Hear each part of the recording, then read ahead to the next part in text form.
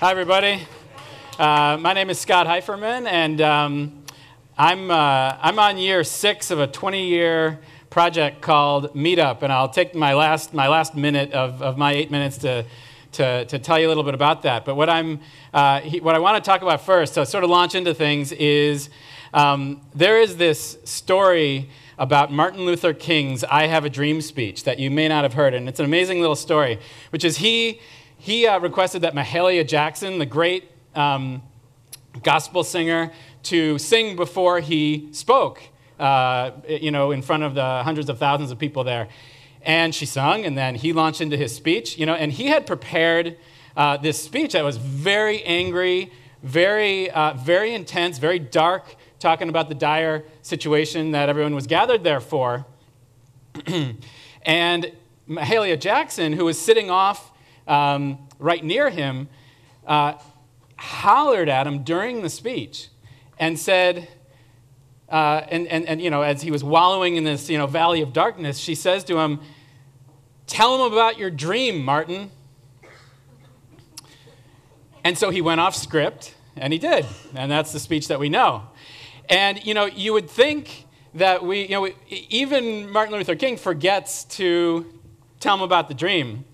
And each of you are doing work, whatever it is you're doing, or you believe in certain things, or various things are important to you, and you can realize various inconvenient truths and see justice or injustice going on in the world. But reminding to tell them about the dream is is such an important thing. But it's really hard to do because we're so surrounded by the "I have a nightmare" speech.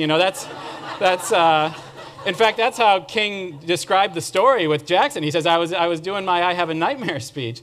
And now, but it's really easy because we're surrounded by these nightmares.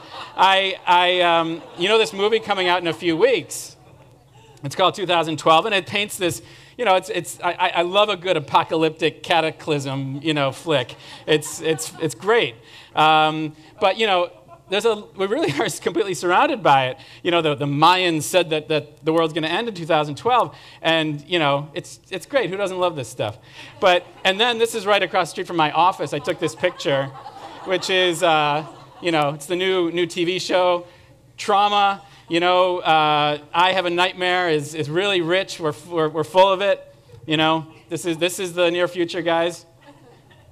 Now, I remember actually, sort of starting to think about this when I was literally listening to on my iPod, waiting for a subway, a couple years ago, Barack Obama's Audacity of Hope book, and I was sitting there, and he's talking about hope, and I'm saying, and I see this ad for this movie called Cloverfield, and I'm thinking, have we ever actually seen a picture of what New York might look like in 2012 or 2112?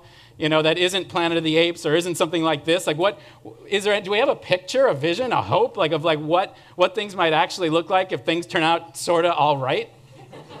And I don't know. You don't see it. You literally don't see it. In fact, I was looking on the New York Times homepage at the time back.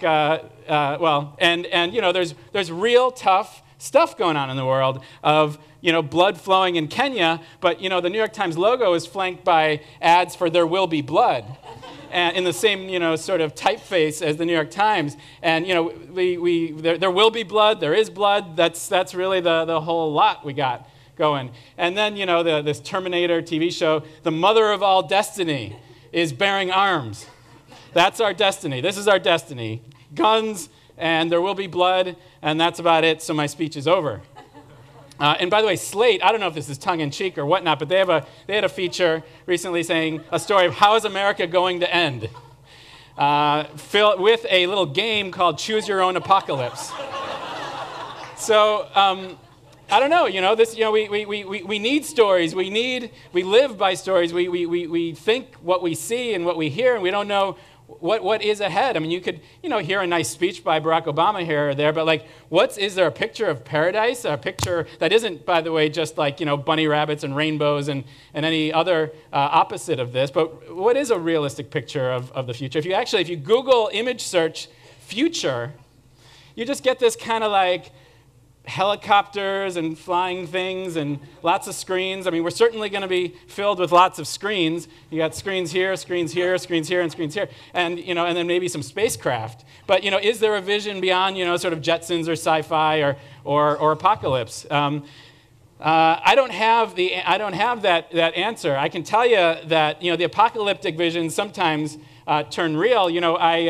This was a picture I took on the top of my apartment building a few years ago, down the street here, and it instantly reminded me of this apocalyptic vision from Independence Day.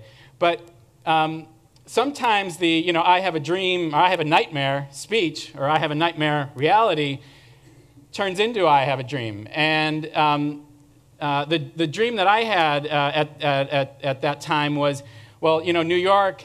How many of you were here in New York on that day? Well, there was a real sense of community that emerged. Didn't last very long, but there was people were looking after each other a little bit more. It was a city of neighbors, not just a city of strangers. And I'm going to sort of practice what I preach here and say, well, what is a vision of the future? I think a vision of the future is one where there's going to be a lot more small going on, a lot more human scale, local community happening. A lot like how, what you're doing right here and now wasn't happening so much a few years ago, and it's starting to happen more and more. The story of Meetup, and for those that don't know, it's a platform for millions of people self-organizing local community groups.